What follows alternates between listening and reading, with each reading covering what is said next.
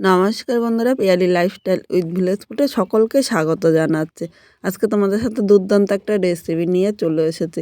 বাজারে তো ফুলকপি চলে এসেছে, আর ফুলকপি একরকমভাবে না খেয়ে একটুখানি কিন্তু অন্যরকমভাবে রান্না করতে পারো।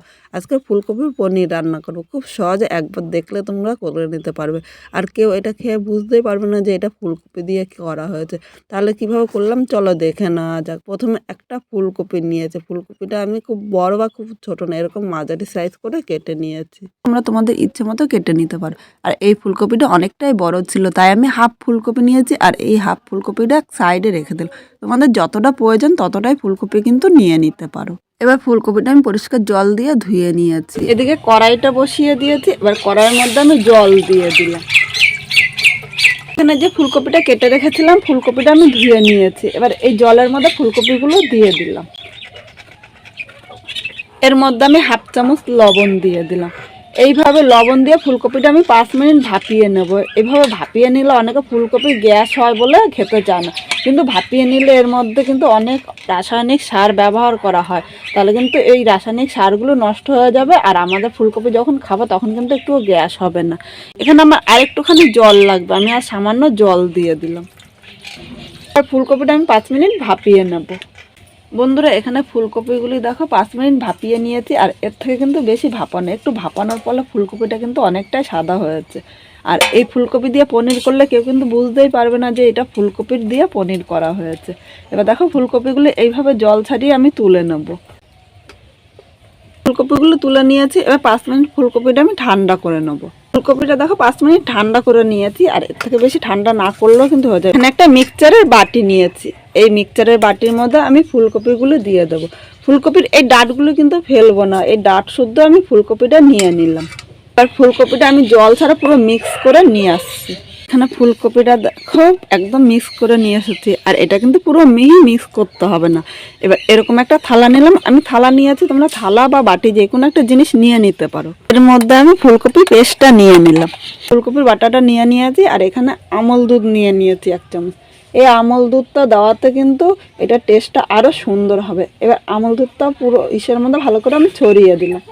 এবার এর মধ্যে আমি 2 চামচ চালের গুঁড়ো দিয়ে দিলাম।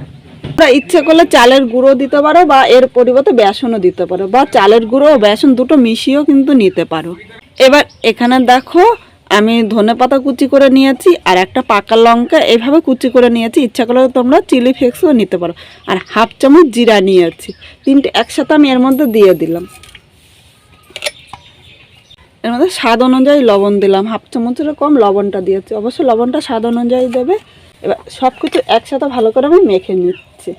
এখানে সব কিছু দেখো একসাথে ভালো করে মিশিয়ে নিয়েছি। এবার আমি হাতটা আগে ধুয়ে নিচ্ছি। এবার এখানে এরকম একটা আমি থালা নিয়ে নিলাম, এর মধ্যে আমি একটুখানি সাদা তেল দিয়ে দিলাম। তেলটা পুরো থালাটা ভালো করে এইভাবে মাখিয়ে নেবো, তাহলে খুব সহজে কিন্তু থালার থেকে উঠে যাবে। আর নাহলে পনির করার পর পনিরটা কিন্তু থালার নিচে লেগে থাকবে।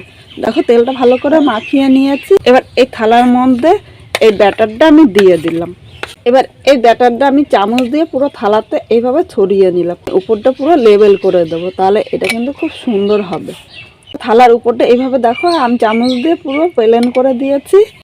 কড়াইতে আমি আবার জল বসিয়ে একটু গরম করে নিয়েছি। এর মধ্যে আমি 2টো টমেটো দিয়ে দিলাম, 4টে আমি পাকা লঙ্কা নিয়েছি। ইচ্ছে করলে তোমরা কিন্তু শুকনো লঙ্কাও নিতে পারো। আমি কিন্তু খুব অল্প তেল মশলা আর কাঁচা লঙ্কা দিয়ে রান্না করতে খুব ভালোবাসি। 3 পিস আদা নিয়ে নিলাম, 3টে একসাথে আমি জলের মধ্যে দিয়ে দিলাম।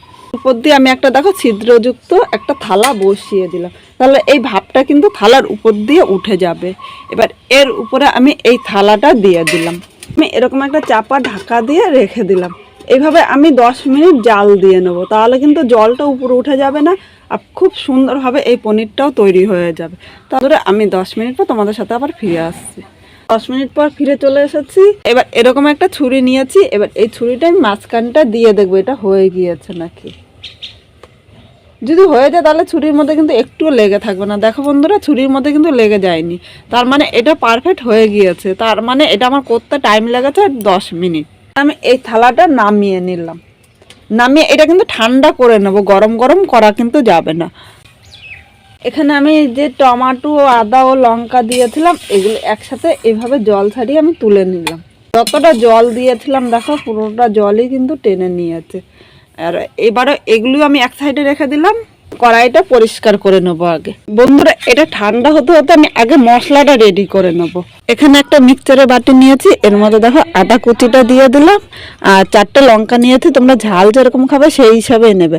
আর এখানে দেখো টমেটোটা সেদ্ধ করাতে টমেটোর উপরের খোসাটা কিন্তু খুব সহজে উঠে যাচ্ছে।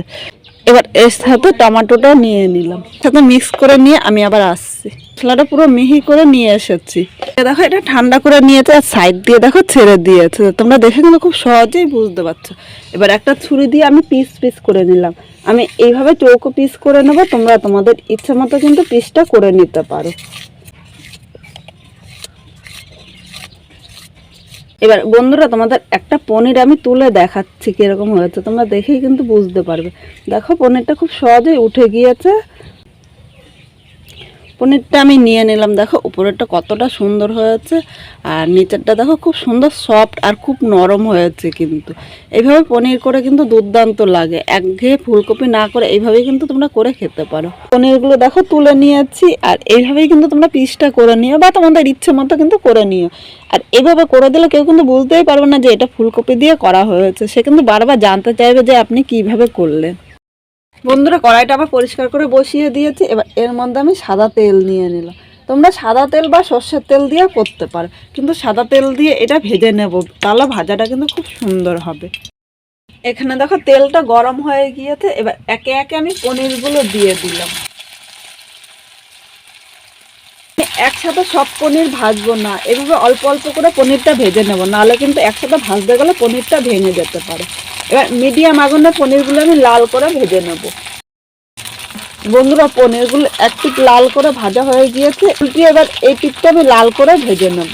এখানে পনিরটা 2 পিঠ লাল করে ভেজে নিয়েছি, এবার একটা থালার মধ্যে আমি তুলে নিচ্ছি। খুব সহজে কিন্তু তোমরা করতে পারবে, আর এইভাবে ভাজা করে এটা খেতেও কিন্তু খুব ভালো লাগে। তোমরা গরম গরম ভাত বা ডালের সাথে খেতে পারো, খেতে কিন্তু দুর্দান্ত হয়। আর কেউ খেয়ে বুঝতেই পারবে না যে এটা ফুলকপি দিয়ে তৈরি করা হয়েছে। বন্ধুরা এখানে সব পনিরগুলো ভেজে নিয়েছি, এখান থেকে আর তেল কমাবো না। এই তেলের মধ্যে আমি একটা ক্যাপসিকাম কুচি করে নিয়েছি, দেখো এইভাবে চৌকো চৌকো করে কেটে নিয়েছি, তোমরা তোমাদের ইচ্ছে মতো করে নিতে পারো। এবার এই তেলের উপরে দিয়ে দিলাম, এর মধ্যে আমি লবণ দিয়ে দিলাম, হলুদ দিয়ে দিলাম। এবার নেড়ে চেড়ে মিশিয়ে এটা আমি ক্যাপসিকামটা ভেজে নেব। আর এই সময় অন্যান্য আগুনটা কিন্তু মিডিয়াম দেবো, মিডিয়াম আগুনে আমি ক্যাপসিকামটা 3 মিনিট ভেজে নেব। আমরা 3 মিনিট ক্যাপসিকামটা ভেজে নিয়েছি, আর এর থেকে কিন্তু বেশি ভাজার প্রয়োজন নেই। এবার ক্যাপসিকামগুলো আমি তুলে নেব। সব ক্যাপসিকামগুলো তুলে নিয়েছি, আর ভাজাটা দেখে বুঝতে পারছি কিন্তু খুব বেশি ভাজিনি। আমি পুরো রান্নাটা সাদা তেল দিয়েই করবো, ইচ্ছে করলে সর্ষের তেল দিয়েও কিন্তু করতে পারো। এবার এর মধ্যে দেখো একটা তেজপাতা হাফ করে নিয়েছি, তেজপাতাটা দিয়ে দিলাম, আর 2টো শুকনো লঙ্কা দিলাম। 2 মিনিট আমি ভেজে নেব। ভেজে নিয়েছি, এবার এখানে যে মশলাটা করে রেখেছিলাম মশলাটা দিয়ে দেবো। বন্ধুরা বাটির মধ্যে দেখো অনেকটাই মশলা লেগে আছে, তাই বাটিটা ধুয়ে আমি সামান্য জল নিয়ে নিলাম। এখানে কিন্তু আমি মশলা একটু নষ্ট করব না। এবার মশলাটা আমি 3 মিনিট কষিয়ে নেব। এখানে মশলাটা কষিয়ে নিয়েছি, এবার একে একে আমি গুঁড়ো মশলাটা দিয়ে দেবো। এখানে দেখো হাফ চামচ আমি কাশ্মীরি লঙ্কার গুঁড়ো দিয়েছি, এটা কিন্তু ঝালের জন্য না, এটা দিয়েছি শুধুমাত্র কালারের জন্য। চামচ জিরার গুঁড়ো দিলাম, অনুযায়ী লবণ, হলুদ দিয়ে দিলাম, এবার অল্প জল দিলাম। এবার মশলাটা নেড়ে চেড়ে মিশিয়ে আমি কষিয়ে নেব। বন্ধুরা মশলাটা 2 মিনিট কষিয়ে নিয়েছি, আবারও সামান্য একটু জল দিয়ে দিলাম। এইভাবে জল দিয়ে মশলাটা কষালে তাহলে মশলাটা কষানোও কিন্তু খুব সুন্দর হবে, আর এটা খেতেও কিন্তু দুর্দান্ত হবে। কাউকে করে দিলে কেউ বুঝতেই পারবে না যে এটা এইভাবে করা হয়েছে। বন্ধুরা মশলাটা 2 মিনিট কষিয়ে নিয়েছি, এবার এখানে যে ভেজে রেখেছিলাম ক্যাপসিকামটা দিয়ে দিলাম। ক্যাপসিকামটা নেড়ে চেড়ে মশলার সাথে মিশিয়ে আরও 3 মিনিট আমি কষিয়ে নেব।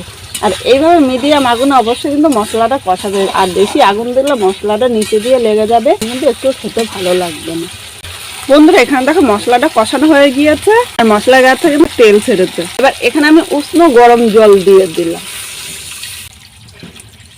কিন্তু খুব বেশি জল দেবো না। দেখো এখানে আমি 250 গ্রাম জল দিয়েছি, তোমরা ঝোল যেরকম খাবে সেই হিসাবেই কিন্তু রাখবে, কিন্তু বেশি ঝোল হলে না এটা খেতে ভালো লাগে না, একটু গ্রেভি গ্রেভি হলে খেতে কিন্তু দুর্দান্ত লাগে। এটা তোমরা ভাত দিয়েও খেতে পারো বা রুটি দিয়ে খেতে কিন্তু অসাধারণ লাগে। আমি তো রুটি দিয়ে খাই, আর তোমরা যদি গরম গরম ভাত দিয়ে খাও তাও কিন্তু খুব ভালো লাগবে। এবার ঝোলটা আমি ফুটিয়ে নেব। এখানে ঝোলটা ভালো করে ফুটিয়ে নিয়েছি। অবশ্য পনিরটা দেওয়ার আগে কিন্তু ঝোলটা ভালো করে ফুটিয়ে নেবে। এবার ভেজে রাখা পনিরগুলো আমি দিয়ে দিলাম। এটা ঝোলের সাথে নেড়ে চেড়ে মিশিয়ে নেব। আর পনিরটা দেওয়ার পর কিন্তু আমি 2 মিনিট ফুটিয়ে নেব, খুব বেশি ফোটাবো না। আর এখানে ঝোলটা একটুখানি পাতলা রাখবো, নাহলে কিন্তু ঠান্ডা হওয়ার পর অনেকটা ঝোলটা টেনে নেবে, তখন কিন্তু একদম ঝোল থাকবে না। ওটা একটু গ্রেভি গ্রেভি থাকলে কিন্তু খেতে দুর্দান্ত লাগবে। মিনিট ঝোলটা ফুটিয়ে নিয়েছি, এর থেকে কিন্তু আমি আর বেশি ফোটাবো না। এবার দেখো গরম মশলা বাটা নিয়ে নিলাম। তোমরা গরম মশলা বাটা যদি না থাকে তাহলে একটু গুঁড়ো গরম মশলাও কিন্তু নিয়ে নিতে পারো। এবার পুরো গরম মশলাটা আমি চারিপাশে ছড়িয়ে দিলাম। সাথে আমি 1/2 চামচ ঘি দিয়ে দিলাম। ঘি ও গরম মশলাটা আমি ভালো করে মিশিয়ে নিচ্ছি। আর আমার মনে হয় এর মধ্যে একটু ঘি গরম মশলা দিলে খেতে কিন্তু দুর্দান্ত লাগে। আজকে আমি যেভাবে এই পনিরটা রান্না করলাম, তোমরাও যদি সেইভাবে রান্না করো তাহলে অবশ্যই খেয়ে কীরকম লাগলো কমেন্ট করে কিন্তু জানাতে ভুলো না।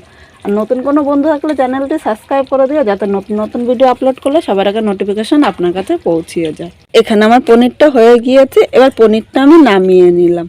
বন্ধুরা, এইভাবে করে তোমরা গরম ভাত বা রুটি পরোটার সাথে খেতে পারো, খেতে কিন্তু দুর্দান্ত হয়।